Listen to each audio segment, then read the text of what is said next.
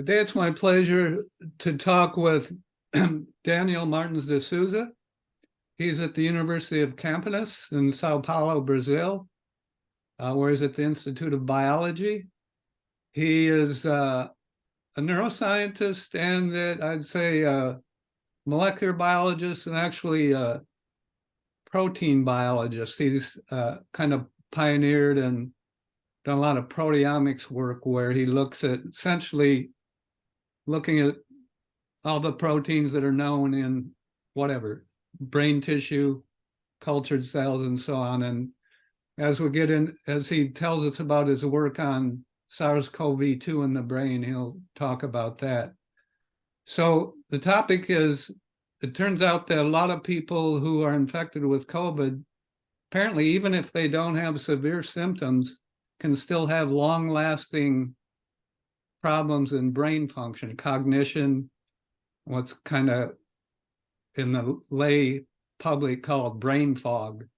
And so we're going to, this podcast is going to focus on his work on that, which is very exciting. He had a paper in Proceedings in National Academy of Sciences called Morphological Cellular Molecular Basis of Brain Infection in COVID-19 Patients. It's just a tremendous study with, I actually, Daniel went in and counted the number of authors. And by my count, it's 89. Yeah, that's right. And so, Daniel, why don't you first talk a little bit about your background? You're from Brazil, I think. Have you lived there your whole life? Yeah, well, first, Mark, thanks a lot for the invitation. It's a real pleasure to be invited by you for that. A great reference, and I'm really happy and honored to be here. So actually, I'm Brazilian. I've studied, I had a degree in biology here in Brazil, in my alma mater, in my same university I work now, which is University of Campinas, Unicamp, we call it here. And during my PhD, which I've done here as well, I've been away for 6 months in Germany at the Max Planck Institute of Psychiatry. Oh, nice. And that's to where I returned for a postdoc period. And then I spent 2 years as a postdoc in the Max Planck Institute of Psychiatry in Munich.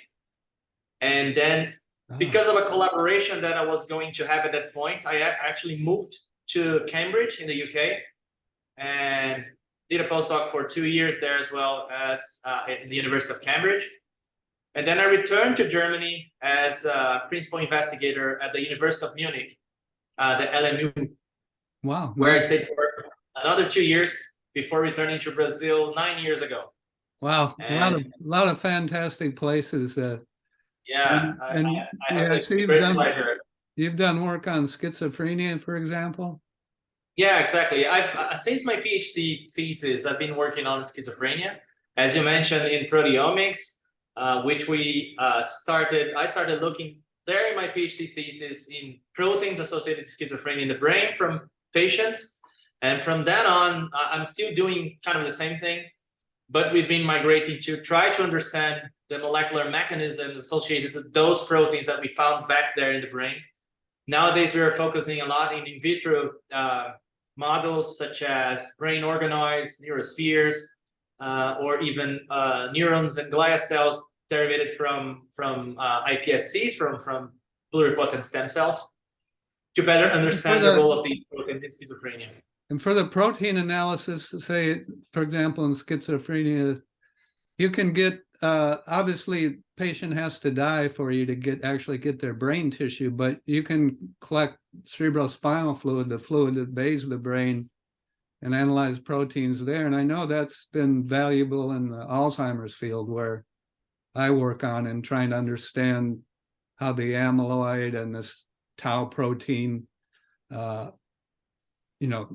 actually, it's kind of a biomarker. So that's another aspect of this is, developing, being able to take, say, cerebrospinal fluid or maybe even blood from a patient, and by analyzing all the proteins in there, you might be able to identify some abnormality that's directly associated with what's going on in the brain. Yeah, exactly. That's right. We've done some work also in CSF from patients, especially from the biomarker point of view, and also in blood samples. Again, I had a great experience in the University of Cambridge with Sabine Baum. She's a German scientist, but she's been living in the UK since many years. And there, she's actually worked in molecular signatures in the blood for trying to do some diagnostic with some diagnostic value for diagnosing schizophrenia. And I've learned a lot there as a postdoc. But nowadays we do have some work here in blood from schizophrenia patients, but looking for a treatment perspective. Actually, as you know, schizophrenia is generally treated with antipsychotics, but these are not they not all, or actually most of the patients do not respond properly to this antipsychotics, and they eventually have several rounds of treatment so they can get to a precise or a good medication. If they do, eventually they don't. But you know, the disease still progresses while the people are being treated and not responding properly. Then we do have a project here where we look at blood lipidomes and proteomes, so we can have some signatures to determine which would be the best medication since the beginning for each patient. Oh, nice. I mean, we've been evolving on that. Actually, I have a student that opened a startup now that we're trying to do a molecular test to predict which is going to be the best medication for each patient. I mean, looking also from a proteomic and metabolomic perspective. Yeah. You know, so when I was at the National Institute on Aging, the lab chief there, I had a neurologist under me, Dimitros Kapagiannis, who started doing a lot of work with what are called exosomes or extracellular vesicles, which are these small membranous vesicles that are released from all cells. And he was able to take from blood, isolate all of the vesicles, and then from that total pool of vesicles, pull out the ones that he thinks are coming from neurons using an antibody against a neuron-specific protein. So he's kind of the idea you can develop kind of a liquid biopsy for the brain based on vesicles that get there. So let's talk about COVID in the brain. So from a clinical standpoint, what kinds of problems have people been experiencing after being infected with COVID? Yeah, actually, it's to connect to this answer. You know, I'm not a virologist, as we're saying. We work on schizophrenia and psychiatric disorders. But then when COVID hit Brazil, that was about February 2020, March 2020, right at the beginning. Yeah. And then my university was the first one to shut everything down in Brazil, among other universities, because of COVID. Oh, wow. Then we went home, you know, and then we were thinking like, what should we do? You know, because everything was closed and we're not working. And so then Daniel, so here what they did is they shut everything down except the scientists that were working on COVID. Yeah, here was the same. Maybe you did that there. So then, go ahead.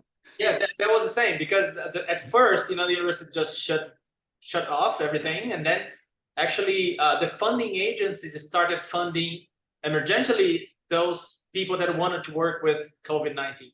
Yeah. And then we actually wonder whether, you know, we were thinking like, are the tools we have in the lab useful, you know, to study COVID? Yeah. And I have a great virologist here in the institute, José Luis Modena.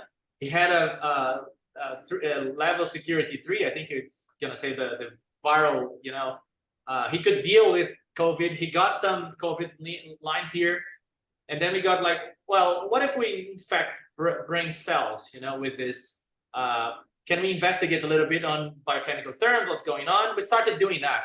And then we request some funding. Actually, that was pretty quick. In 2 weeks, we were funded to do COVID. And we started learning by doing, you know, and as you mentioned, there's almost 90 people in this paper, because here in Brazil, I mean, we really got together to answer a question, you know, and that's why we could, you know, go from the clinical part and the neurological part to the molecular part. So, but what connects to your question is that while we were like experimenting infecting brain cells in the lab, we started to see about April 2020 clinical work and clinical data on that about 30% of the people infected with infected the virus having COVID-19 had neurological symptoms. And then like this brain fog or memory problems, eventually something more serious as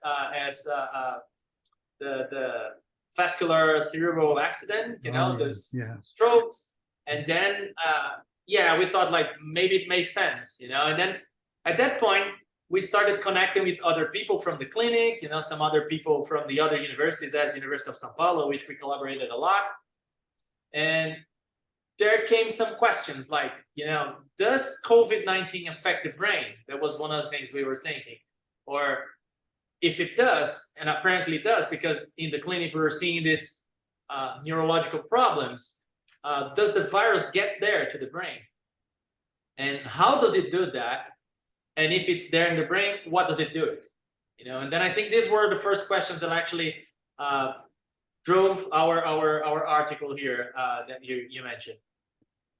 Okay, so how things get in the brain? So they can go from the blood to the brain, and then COVID, obviously, you know, it's transmitted through the respiratory system. You know, that's why we wear masks.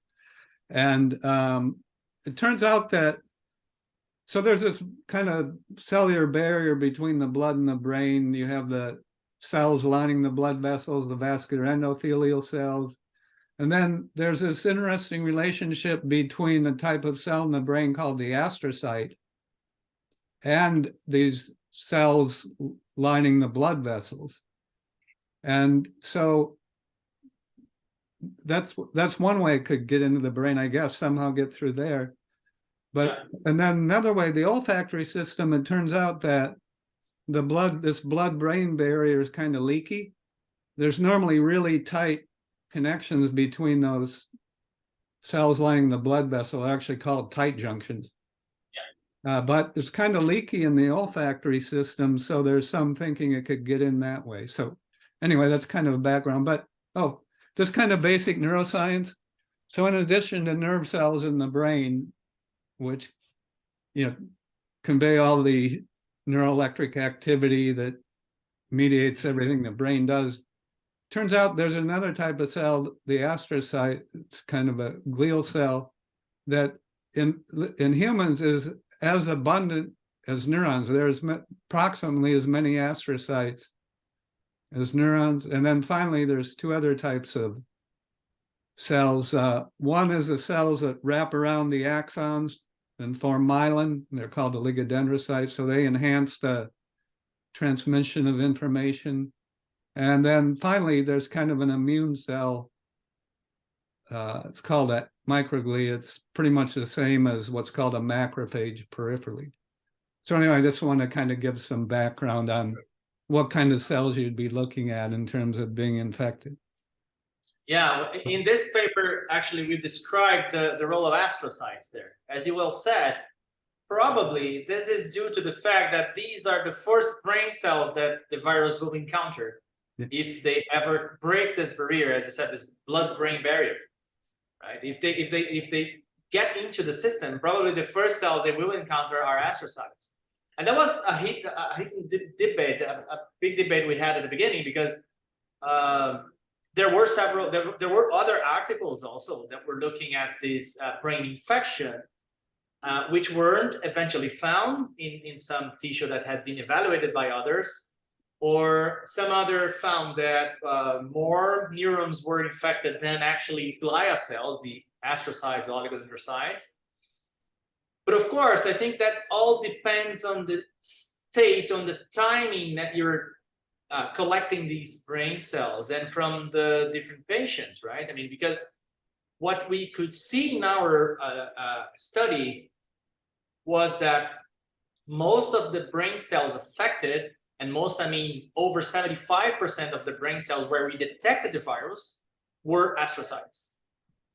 But and how did you detect the virus? Did you look at it's an RNA virus. Did you look at the RNA, or did you look at proteins produced? this, like the spike protein? Yeah, in this case, we actually looked at 25 brain tissue collected post-mortem. And then we looked at the spike protein, which is one of the main proteins from the virus, the double-stranded RNA, and then we did a co-localization of the different brain cell types, so we could see where there was an overlap of these images on the double-stranded RNA and the spike protein that we were observing that. And one of the questions that we actually answered is that the virus is able to get to the brain, but we cannot say that it gets to everyone's brain, right? Because we evaluated 25 brain tissues, and we found this in 5 of them, actually. Of course, it doesn't mean that those we didn't find, we couldn't see the virus there. The virus wasn't there, because we could get like a piece of the brain where there was no virus, right? And also that we definitely cannot say, and we wouldn't expect actually that everybody would have a brain infection, right? Because as you well said, we have a pretty good barrier that will impede that to happen, but it might happen, right? And this could happen due to the disease progression. And if you have a very serious disease, a very tough disease from the inflammatory terms, eventually these viruses can actually use this, opportunity to get to the brain. And so that we collect brain from people that died out of COVID. Yeah. And did those 5 patients have more severe symptoms than? Yeah, we couldn't exactly evaluate this, because at that point we collected these samples, actually had these collections. Some of the people weren't even evaluated clinically, they got to the hospital almost dead, and then they unfortunately passed away. So we do not have a proper correlation on symptoms, the gravity of those symptoms and the brain infection, but we could speculate that yes, but it's just speculation. And did you look in the? Oh no, you wouldn't. Never mind. You wouldn't really have cerebral spinal fluid. Yeah, so that's, you really need kind of a longitudinal, right, to do detailed workup of their cognitive function, whatever kind of brain-related symptoms, and then ideally you'd have like cerebrospinal fluid from the same patients and so on. Yeah. We're kind of doing that, but with blood, because the thing is that, as you well mentioned, our work is divided. I could say that in a lineup, if we can line up events that we investigated in this paper, we looked at living patients and they had done MRI, they had images from their brains. And then we had this part that we collected post-mortem brain, which we looked for the virus, specifically the presence of the virus, and also for proteins associated to COVID-19. And then we had the third part where we looked at the molecular implications of the infection in astrocytes. We cultured astrocytes and infect them with COVID-19. But in this first part where we looked at living people, we had 83 people with their brains were scanned, right? And these, as you already mentioned, they were people that didn't even get hospitalized. They were like mild symptoms, and they had their brains scanned 6 weeks after the first diagnosis. And still, we could see differences in the cortical thickness on how thick or how thin were some parts of the brain when affected by COVID-19 and compared to healthy controls, meaning that people that didn't have COVID-19. Yeah. And these people actually are being followed up. Actually, this part of the study was performed by Clarissa Yasuda. She's one of the corresponding authors of the paper in the General Hospital here at Unicamp. And then she's been following up these people now for the next 2 years. And she's been collecting blood samples from them, specifically because she wants to see in terms of long COVID, how long these people will still have, or if they will forever have these symptoms that they were observing. And then these were, as we mentioned in the paper, lack of memory, brain fog, the brain confusion. Eventually, these patients, part of the patients, out of the 83 patients, 61 of them were submitted to cognitive tests. They performed poorly when compared to healthy people again. You know, they had like a difficulty of performing those tasks. And this is something that is even observable if you know, or if you even have COVID, that people start to complain that after COVID, they feel like they're thinking slower and they eventually have a problem to words to come. And are these, and of course, the major risk factors for poor outcomes with COVID, you know, generally, you know, hospitalization and death are age and kind of a unhealthy lifestyle in a sense, obesity, type 2 diabetes, asthma. So in the 5 subjects where you clearly identified the presence of the virus in astrocytes in their brains, did they have, like, were they older than the others, or maybe they had obesity? So I'm trying to identify, maybe there's some, you know, risk factors for people that they could actually think about modifying. And I think this is true. It's not just for COVID. My understanding is for other infections, even the flu, age and being out of shape physically, obesity, diabetes are risk factors for poor outcomes.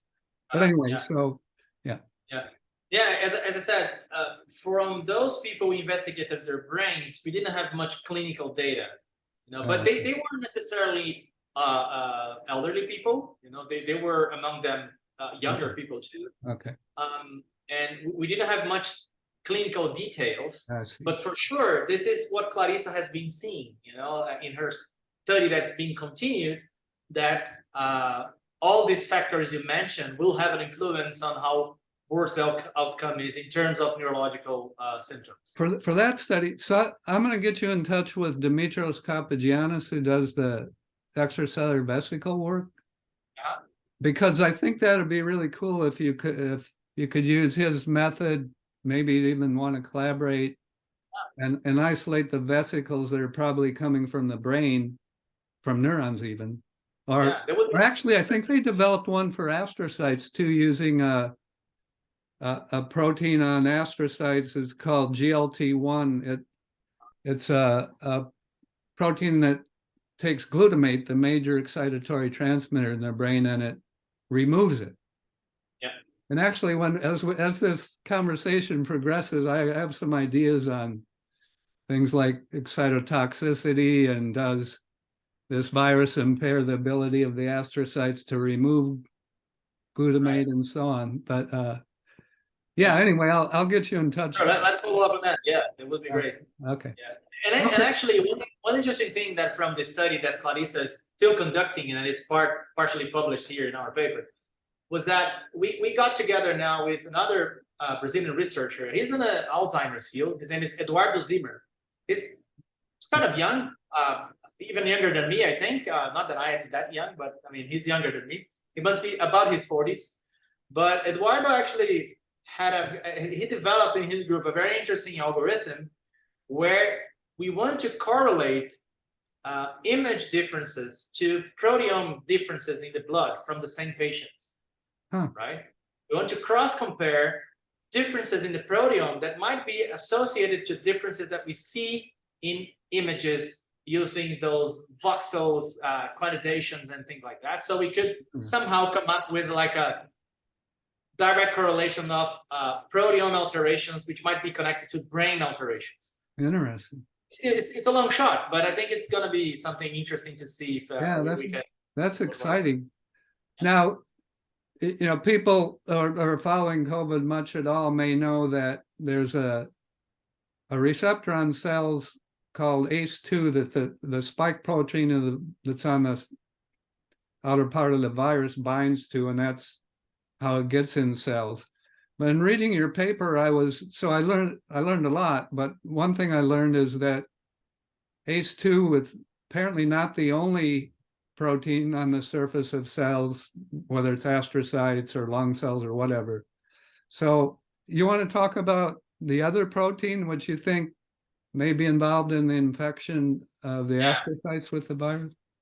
Yeah, there was a very elegant discovery that was led by Tiago Cunha. Tiago is one of the corresponding authors of this paper of ours, and performed by Flavio Veras, who is one of the first author of this paper. But the thing is, the first thing was, we started, as I say, infecting cultured astrocytes here in my lab. And then, of course, we've seen the virus within the cells and producing particle viruses. And then we went to, just to be sure, to check the levels of ACE2. And we could not find any ACE2. Pretty much anything. I mean, the result in the paper shows like 0. And then we found strange, because the virus was getting there, of course. And we thought, yeah, it must be another receptor. Repeat it again, 0 ACE2. Then, in a collaboration with Elder Nakaya, one of the authors here, he looked at single cell data from brain tissue and from brain cells cultures. And indeed, he could not find the expression of ACE2. But then from this work on, we could think about, or we could at least prospect some other receptors that could be responsible for then you go to PubMed and you try to see if there's any evidence for a different receptor, right?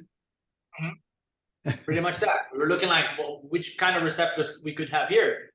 And one of them called our attention, which is neuropilin-1 is the name of this receptor.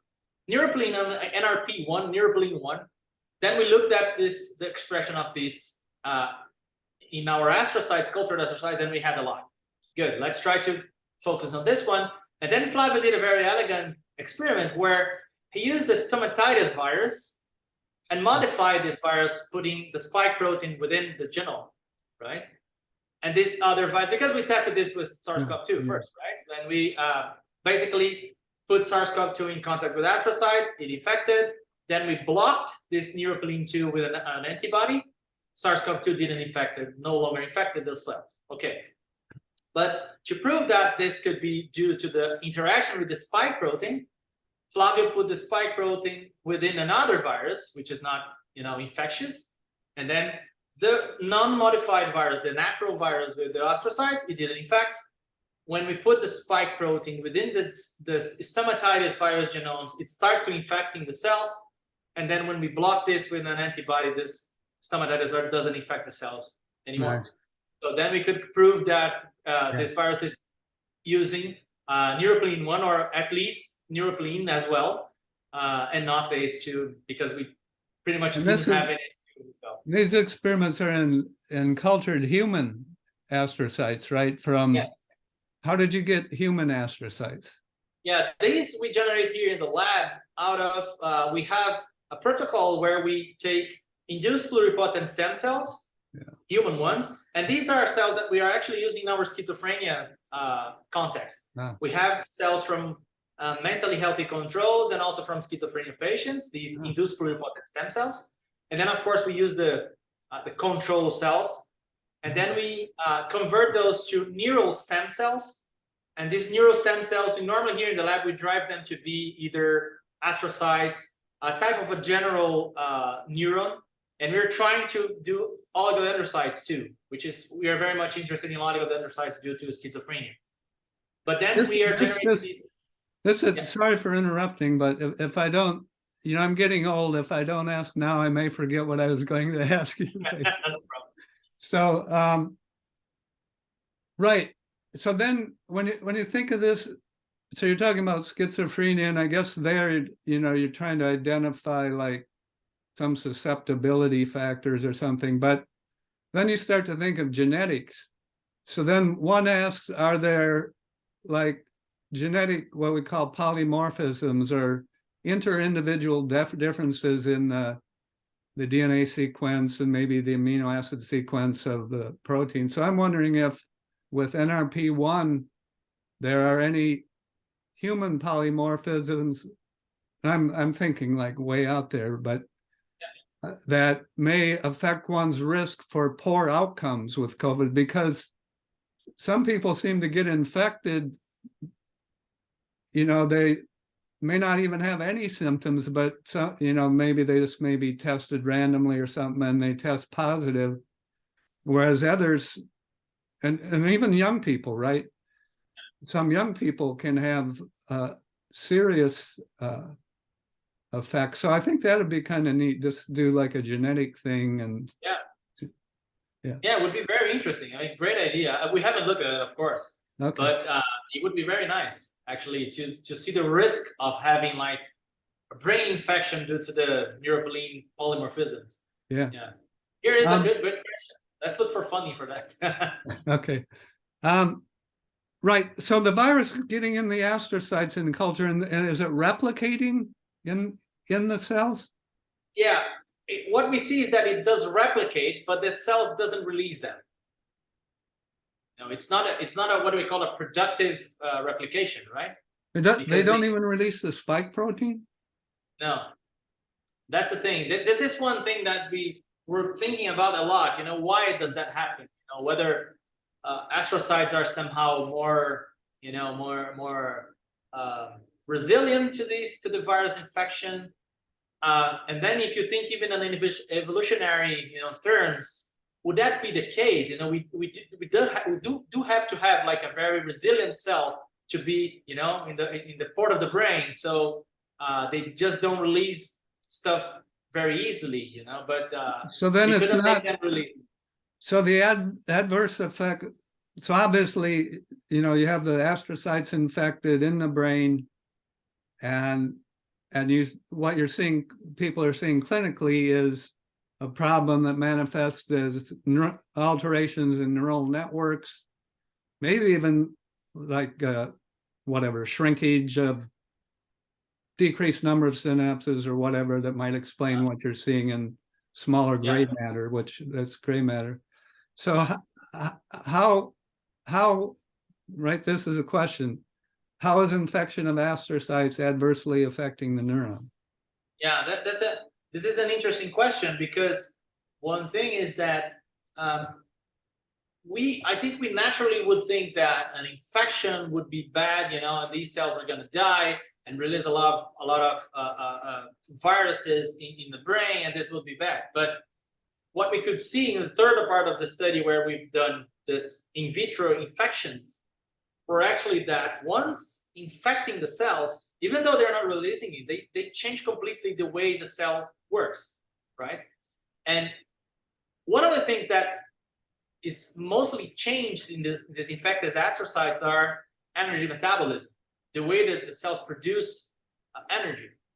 And what we could see is that lower amounts of lactate and pyruvate, which are, the first products of the first pathway of energy production, are very much low in these infected astrocytes. But these cells are somehow more active. And the lactate, so the astrocytes release lactate, and it can be taken up and used like as an energy source for neurons. We've done a lot of work on ketones because of our work mainly on intermittent fasting in the brain, and so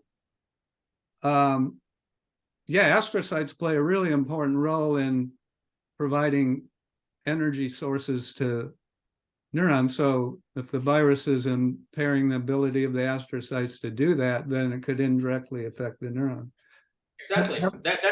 It's very important for, as you know, for brain, for tripartite synapses, and even for somehow feeding neurons. They do depend on lactate coming from astrocytes as a source of energy, right? And I had in one of my earlier podcasts, I had Avi Nath. I don't know if you've come across his name. He's the clinical director at National Institute of Neurological Disorders and Stroke. He's a virologist. And he actually, I think they looked at some of the first brains of patients that died in New York, looking at, and they're finding abnormalities. They focused a lot on the microvasculature. But he said, right. So, geez, I lost my train of thought. So I was talking about the energy. Oh, yeah. So I suggested, in light of the risk factors for poor outcomes, I asked him, has he seen any evidence that, well, people with type 2 diabetes are at higher risk, and so they tend to have, high glucose levels, right? And a person in the fasted state has low glucose levels. So I asked him, someone should do like clinical trials. I don't know if anybody's done it, of like fasting during COVID infection, because then you're in a state where your blood glucose levels are low, your ketones are high, your neurons can use ketones. So I think that would be like an interesting clinical trial. Yeah. Yeah, I'm going to send you a paper where we were part of it. Also a study all conducted here in Brazil from a colleague of my department here, Pedro Vieira. And then he looked at the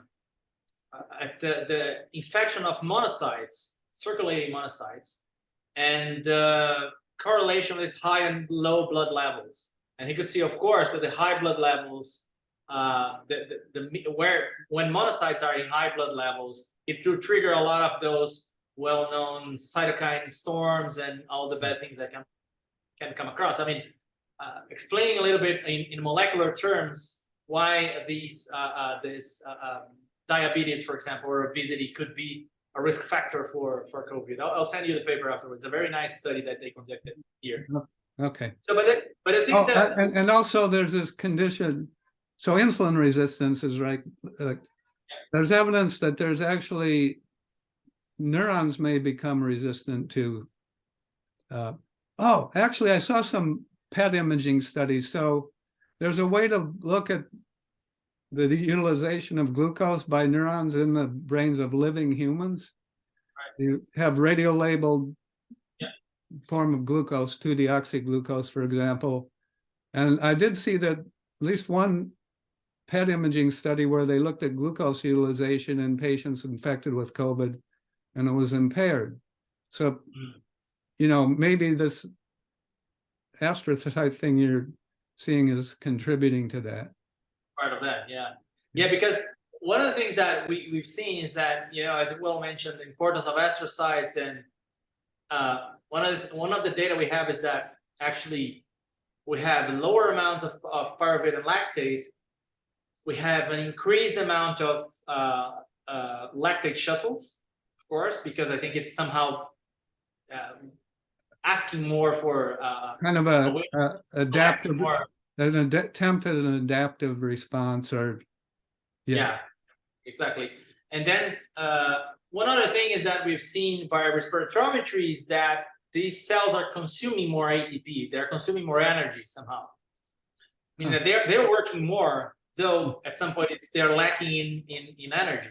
And then one of the other things we're trying to investigate is where, or at what point of the glycolysis, this first pathway of energy production, is being diverted to the neurons, to the virus production, or to the virus utilization.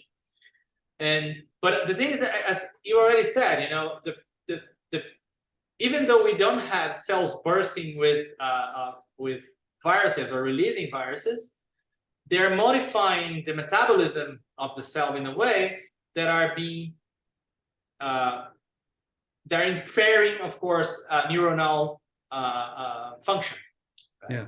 And this is directly because of the energy metabolism. One of the other things that was interesting to say is that we mapped proteins, the proteome, the set of proteins, from those same brain tissue that we collected post-mortem. Actually, not the same, I'm sorry. We had a second collection of post-mortem tissue where we looked at the proteome and compared to healthy controls. And one thing was that most of the differentially expressed proteins, actually the majority of those, were non-astrocytic proteins. That somehow that goes along with the fact that astrocytes are infected. Yeah. And we also see differences on energy metabolism, very much specifically on glycolysis and this monocarboxylates. And then the other thing is that we see in those post-mortem brains, in terms of the proteome, are proteins associated to neurodegeneration. I mean, those proteins, we couldn't reach these pathways of neurodegeneration, like proteins associated to Parkinson's, Alzheimer's, ALS, they are, you know, lighting up when looking at those brain infected with COVID. Of course, we could not say that this is due to COVID because we don't know the whole the clinical background of these people. But the fact that we looked at a set of 12 brains from people collected post-mortem, and then we had 10 controls. If they're lighting up, this is you know, like a yellow light that calls some attention, you know. Yeah. And in addition to the proteomics, in addition to the energy metabolism, well, there was one other finding you had, but that was a reduction in these membrane transporters for lactate and ketones, right? These MCT. Protein. Yeah, exactly. Yeah. And then you also found some alterations that suggest, so astrocytes, you know, they're involved in energy metabolism in the brain, and actually the coupling of energy metabolism with blood flow, which is very interesting. And also they're involved in neurotransmitter. I mentioned that when glutamate's released from an axon terminal of the synapse, it's removed by astrocytes through the glutamate transporter. But the astrocytes also have enzymes that metabolize other neurotransmitters. Some people may have heard of monoamine oxidases, for example. So this was kind of another class of proteins that you found, right? Proteins involved in neurotransmitter. Yes. Yeah, exactly. The protein associated neurotransmitter metabolism was something that we found differentially expressed. This gap junction proteins too were differentially expressed in among everything we've seen. And then yeah, I think these were one of the I mean, one interesting thing also that we've observed was that, you know, Fernanda did that. Fernanda's the first author of the study. She conducted this here in the lab. And what she did is that she infected astrocytes in vitro, and then she collected these media where those astrocytes were infected and grew neurons on those. And then what we call like I forgot the name, the conditioned media, astrocytes conditioned media, she grew neurons on those. And what she observed is that actually neurons die more often if they are grown in astrocytes conditioned media than if you infect them directly. They die faster and more often if you put them in conditioned media, in astrocytes conditioned media. Meaning that definitely astrocytes are producing something, which is still don't know what it is, that are being toxic to neurons. Well, you're well positioned to figure out what it is, right? With exactly. We're trying. We're trying to look at those media now and screen the media for metabolites and even for proteins. Eventually, we've already heard about the microvasicles or exosomes, as you've already mentioned before, that might be associated to that. Oh yeah, that would be like an initial experiment. You can just deplete the conditioned medium from the virus-infected astrocytes, deplete it of extracellular vesicles, and see if there's no longer neurotoxicity. That'll at least would tell you whether or not, you know, most likely it's a protein, you would think, right? I mean, I'm not. What about cytokines? What about pro-inflammatory cytokines like tumor necrosis factor, whatever, interleukin-1 beta, that they go way up systemically, right, with COVID infection? We did look at those in those cultured infected astrocytes, but we didn't see any differences of those. We did look at that. We look at the media as well. They are there, but not in altered. Have you, so if you take the conditioned medium and you add it to neurons in culture, it's bad for them. Yeah. Have you taken the conditioned medium from SARS-CoV2 infected astrocytes and then exposed microglia to it? No, we haven't. To see if it, because there's evidence for activation of these microglia that produce Yeah. the cytokines. So that might be interesting to see, you know, If they're, yeah. yeah, if the conditioned media is somehow making microglia producing inflammatory. Yeah, because it could be directly bad for neurons, but it also could be indirectly bad for neurons by irritating or stimulating the microglia to become obnoxious. Yeah, it's a good idea. Yeah, it's a great idea. Okay. One more to put here to do. Yeah. Okay, this is fun. Yeah, I think we've got a project here together to develop, right? Well, you know, so Daniel, I'm retired from the National Institute on Aging, so I don't have a lab anymore. I'm at Johns Hopkins, but I don't have a lab. I just teach. So I'm doing this in the mornings. I do this mostly prepare for, and then do the podcast. I've also written 2 books, one on intermittent fasting. The second one, though, which will come out this summer, you'll be interested in, is called Sculptor and Destroyer, Tales of Glutamate, the brain's most important neurotransmitter. So it covers everything. My postdoc work, I discovered that glutamate plays a role in regulating dendrite outgrowth and synapse formation during brain development. And then, you know, it's the most important neurotransmitter. Sure. But there's actually no book on that.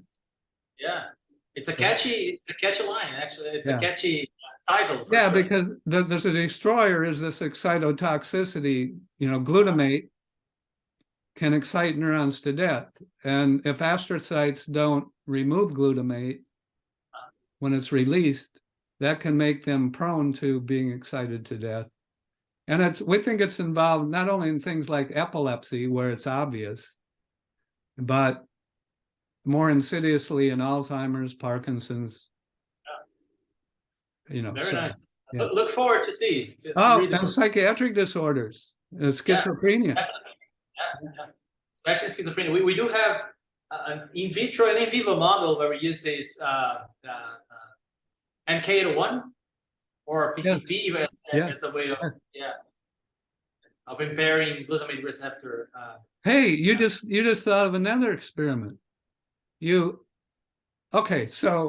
I would predict, since there seems to be a direct bad effect of the conditioned medium from the astrocytes on the neurons, I would predict it would make whatever it is in this medium from the infected astrocytes, it would make the neurons very vulnerable to excitotoxicity.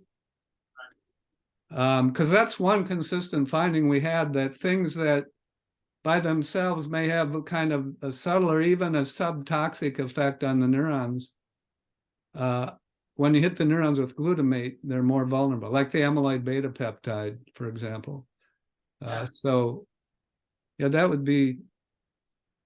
So the neurons that you're using for these experiments, what neurons are they? Are they primary neurons?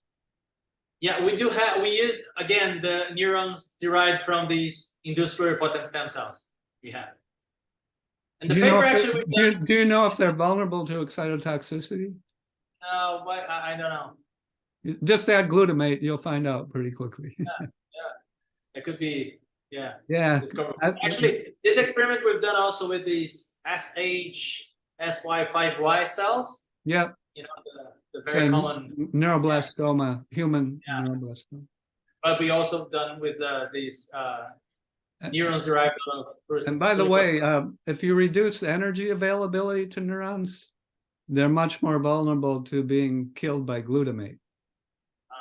So in stroke, there's a component of excitotoxicity. That's kind of a severe, but in your culture system, probably, since it's clearly reducing energy availability to neurons, that will make them prone to excitotoxicity. But that is what could be happening in a COVID brain, right? Yeah, that's what I'm thinking.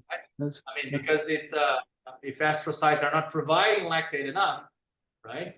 Because I need to go. I should have looked at this, but I haven't looked to see whether seizures, whether people with severe COVID Do any of them have seizures, Yeah. develop seizures? Yeah, I'm not at risk to say, but I think I've already seen something like is an increased chance of having it for sure. Yeah. But yeah. Okay. As I did, you see, but even though you could supervise this collaboration, Max. Yeah, I'd enjoy that. I'd enjoy that. Yeah.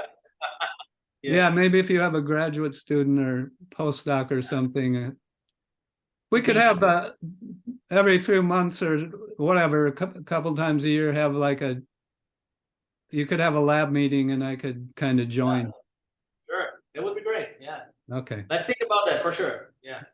In lab meetings, so what I used to do, I don't know if you do this, but we usually every so often a postdoc or graduate student has to give an update on their experiments and their data, and so that the whole lab can discuss it, right? So we have these regular lab meetings, and so when I grew up, there was there was no PowerPoint, right? There were no electronic presentation of things. We had slide projectors, right? But what I do in my lab meetings, so it's interesting, these new kids, they get so used to the electronic media and to kind of relying on the slide, that they don't necessarily have in their mind like everything, how it fits together. So periodically I'd have them present at the lab meetings using no slides. Yeah. And I think it's a good way to like evaluate. We're visual animals, right? And so as scientists, we kind of visualize all these things we're talking about, the virus, the astrocytes, the neurons. We can see them in our minds, and we can see inside the cells and molecules involved in energy metabolism, whatever. And so, yeah, fitting everything together is like important. And I think, so I don't know if you do that, but you might try that at your lab meetings. Yeah, no, I haven't done that before, but I think it would be a good way. Yeah, it would be an interesting way of seeing how they deal with the knowledge they've been obtaining, right? Yeah. They might not like it, the idea, but I like it. No, they don't like it. Yeah, they don't like it. Yeah. Yeah. What doesn't kill them makes them stronger. Yeah, exactly. Yeah. My grandma Okay, used so to... let's get back to the COVID and your work on this. So you mentioned, some continuing studies. So what kind of your dream studies to get, ultimately this could lead to some new thinking on how to approach, from a clinical standpoint, patients who are having, these long, quote unquote, long COVID neurological symptoms. I mentioned one, which I think might be interesting: intermittent fasting, trying to,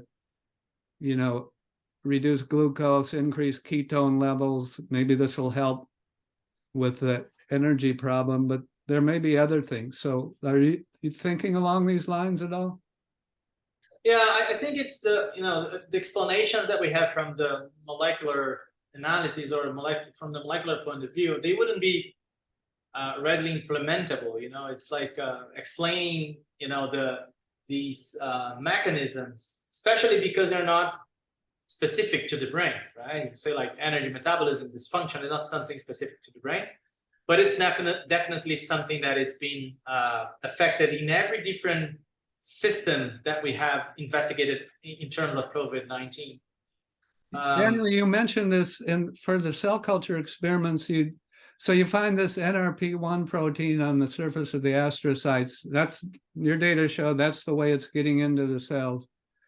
Yeah. And you mentioned an antibody, which in culture you can just add the antibody to the culture medium, and it's right there. In a living person, you can't just inject the antibody into the blood. It's probably not even going to get in across the blood-brain barrier. Yeah. But what some drug developers do is maybe they can identify an antagonist, some smaller molecule that gets in the brain that blocks them. So that's one approach. That's one approach, right? Definitely, yeah. I was going to say that the only thing I could see is closer to implementation in clinical terms could be the receptor, the neuropilin one. But again, we could have drugs that do that can do this blockage, or at least occupying, you know, the receptor for some time, even if it's not like completely blocking it, because we would have to test what in an animal model, for example, what if we block this receptor? What does it happen? You know, the brain implications or even systemic implications that this may have, but it's definitely something interesting. I mean, you mentioned about the role of glutamate there. It's something that we actually seen some things that lead to the idea in our human studies about the importance of it. But we were part of a study. Actually, we collaborated in a study conducted by Jean-Pierre Peron. He's a professor at the University of São Paulo. He's actually moving to the US now. He's going to Boston, I think Boston University, I think.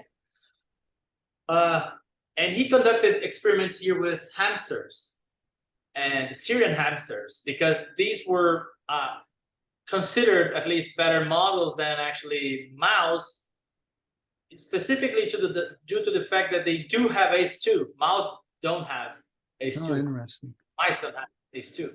And then we conducted some experiments there, and he's done very similar things that we've done in this. We've done that in parallel somehow. And he also saw the importance of astrocyte infection there in this Syrian hamsters. I can send you the paper that was came out in Journal of Neurochemistry. And then one of the things that he's seen is that when he cultured astrocytes, this primary astrocytes from hamsters, and he blocks the production of glutamate, these viruses are no longer viable in these cells, in vitro cells. Interesting, huh? Yeah.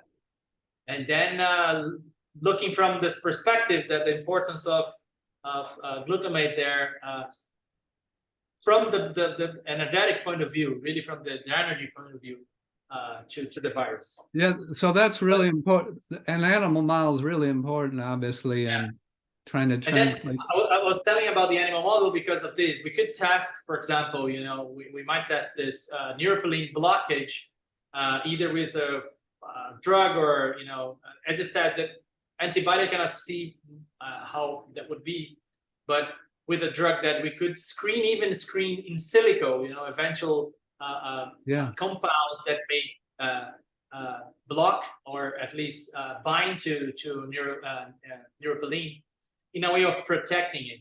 And in this case, I think it has to be something more to protect want to be infected with COVID than actually treat COVID. Once there, then that's prevention, you know, ounce of prevention, right? Worth a pound of cure. And you know, so far my wife and I haven't got COVID at all. When we're very careful, we still wear masks when we go anywhere in public. And I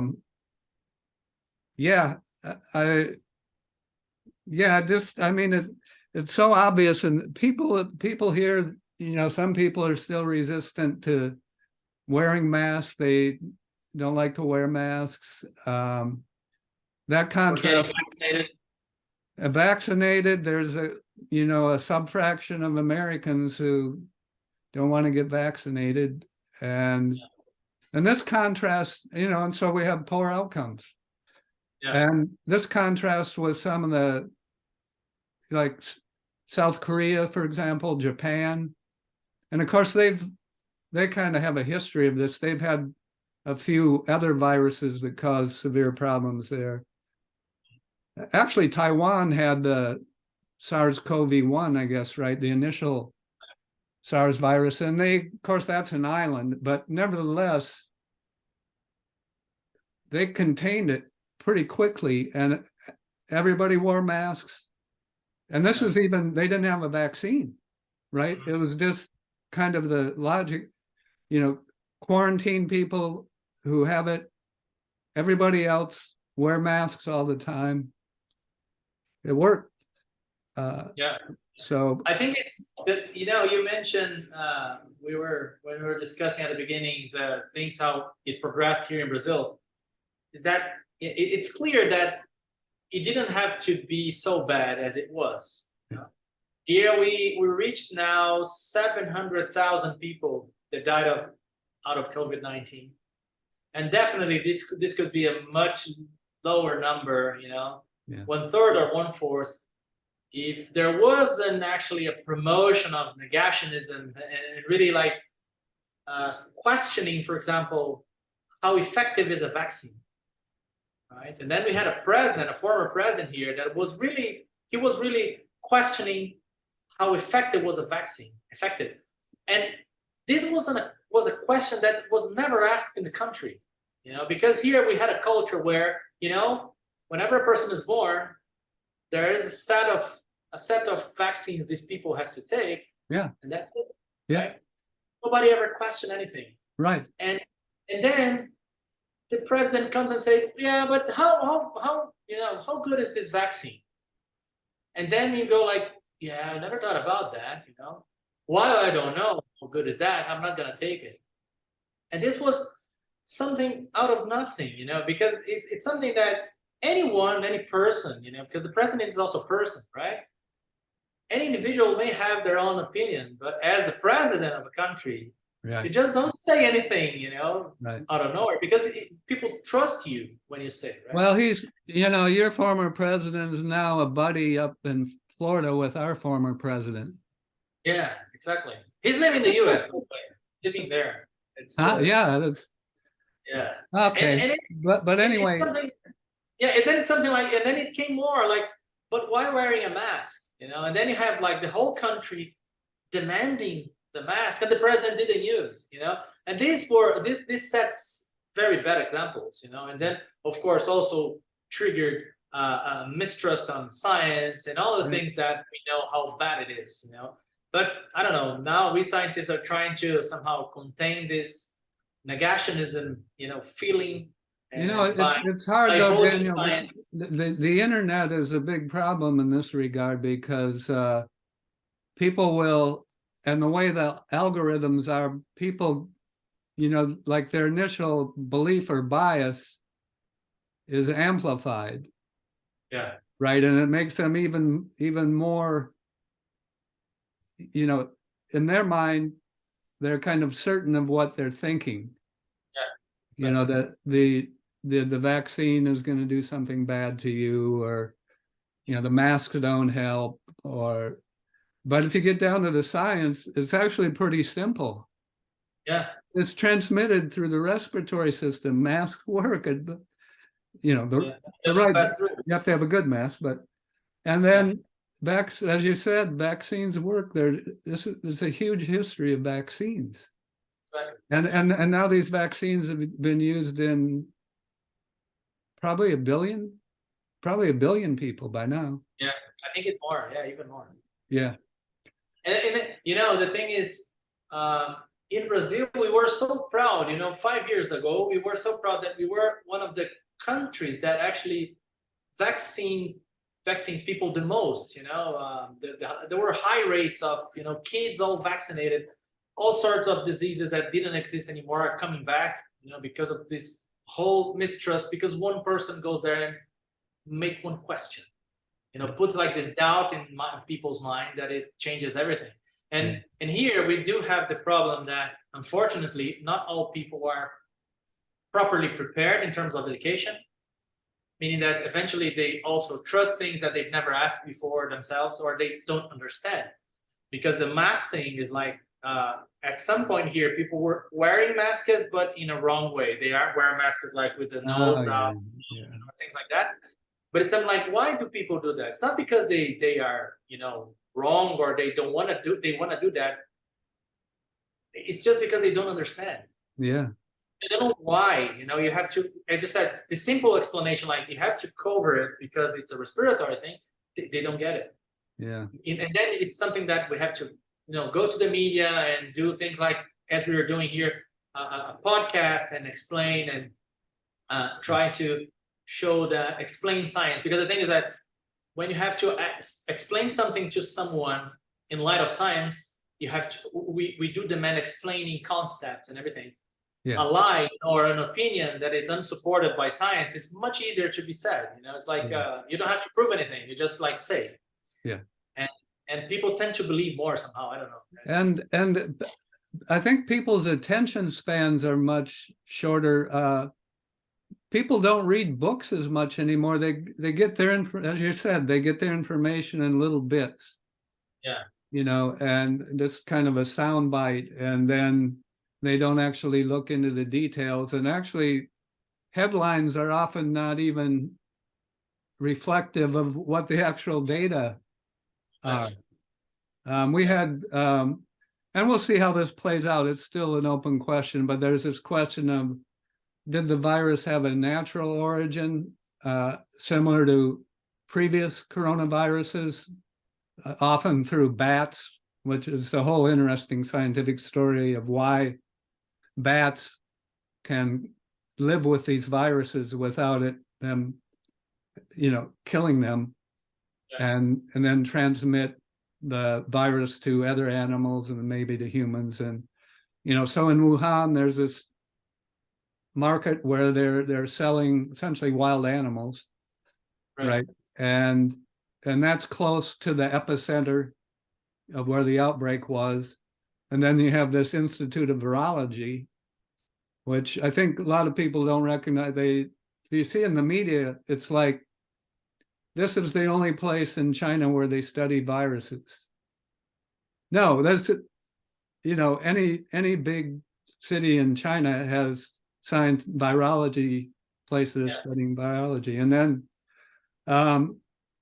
but anyway, you know, there were a couple papers in Science last year that were like really elegant, you know, scientists from over the world getting together, and they were actually able to go back to the cages in the meat markets where they have these live wild animals, and you know, they're able to pick up virus molecules there and show that there was a virus there in the cages, presumably coming from animals.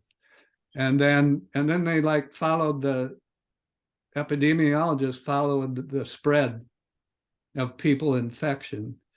But recently we had, just yesterday actually, so the US, I got to figure out what they're doing, but so they're having intelligence agencies like FBI and CIA, and then the most recent thing was the Department of Energy was investigating the origin of the virus, and something came out yesterday that the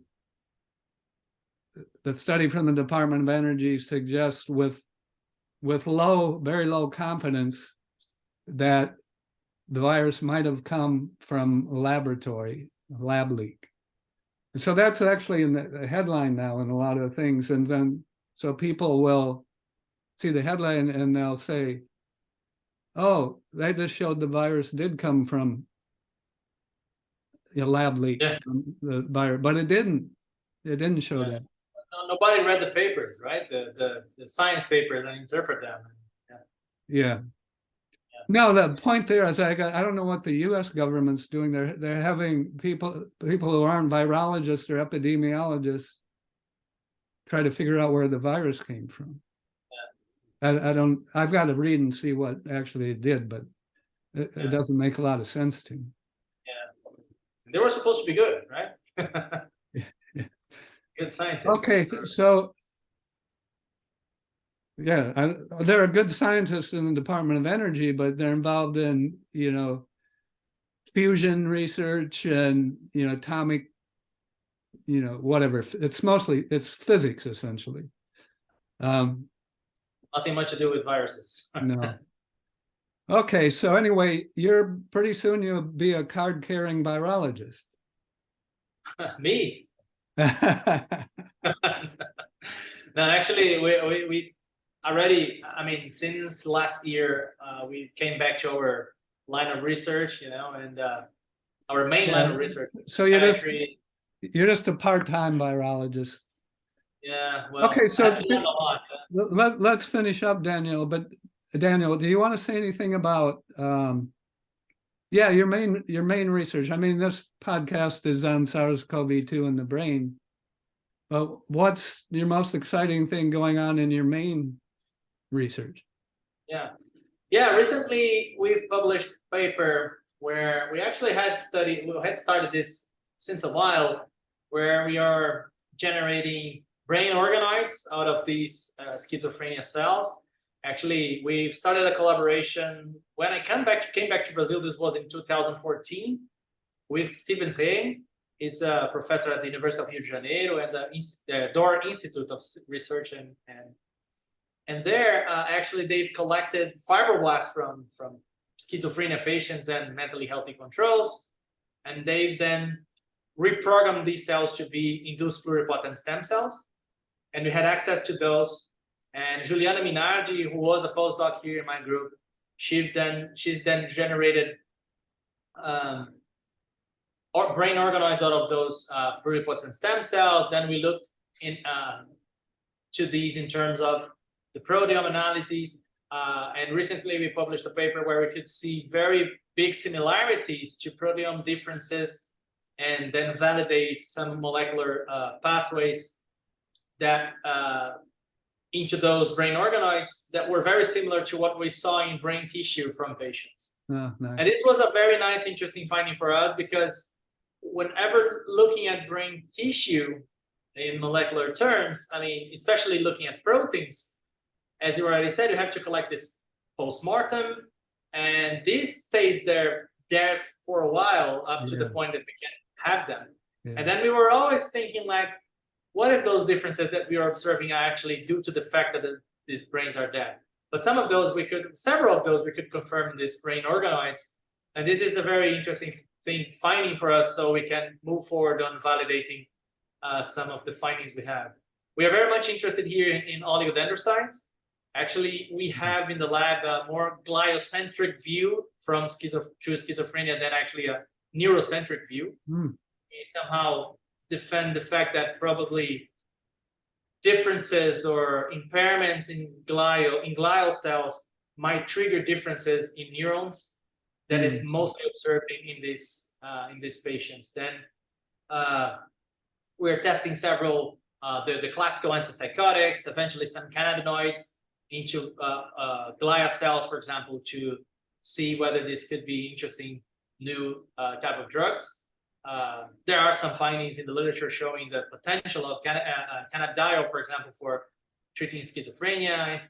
And then we're looking at that from the glia point of view. Sorry, of CBD? What? Yeah, No. cannabidiol. Yeah, CBD. Yeah, CBD. Ah, interesting. Yeah, what's the status of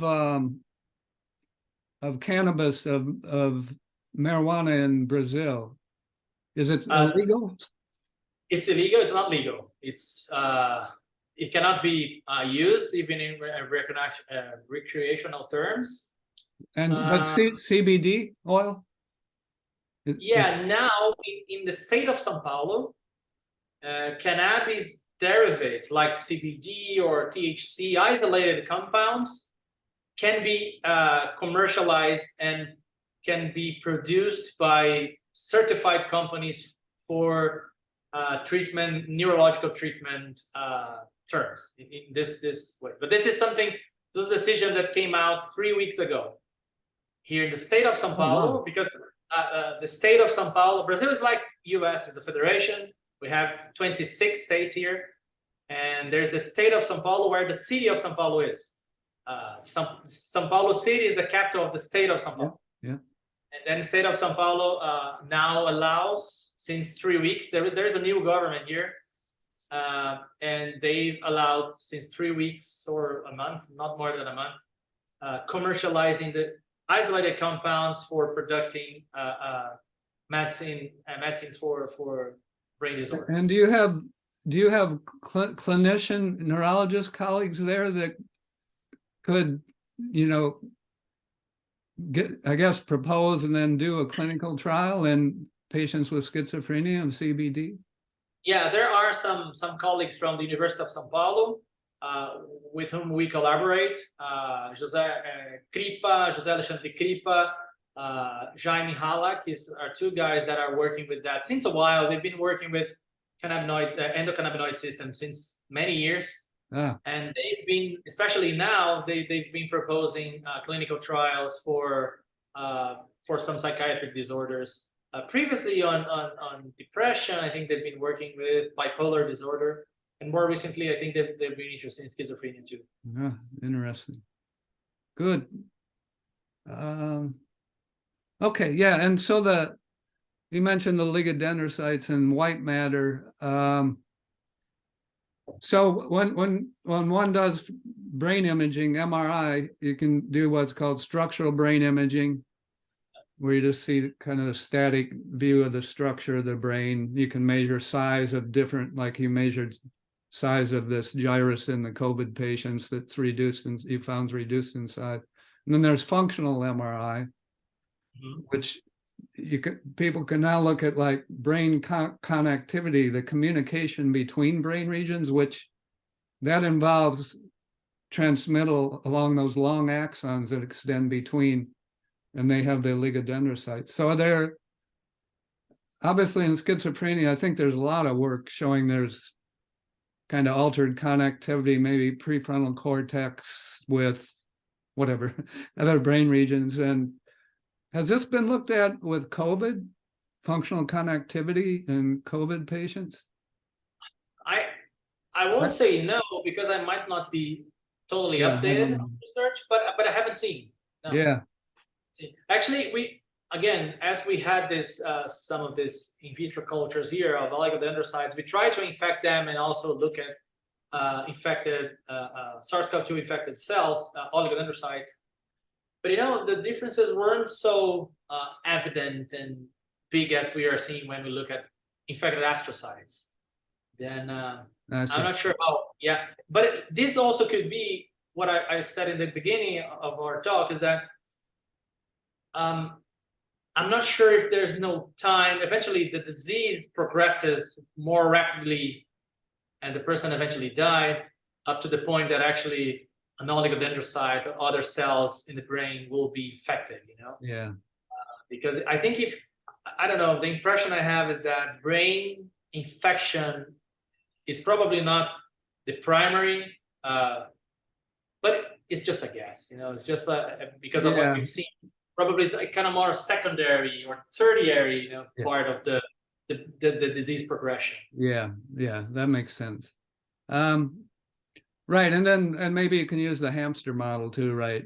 To look at the oligodendrocytes and white matter. Yeah. Okay.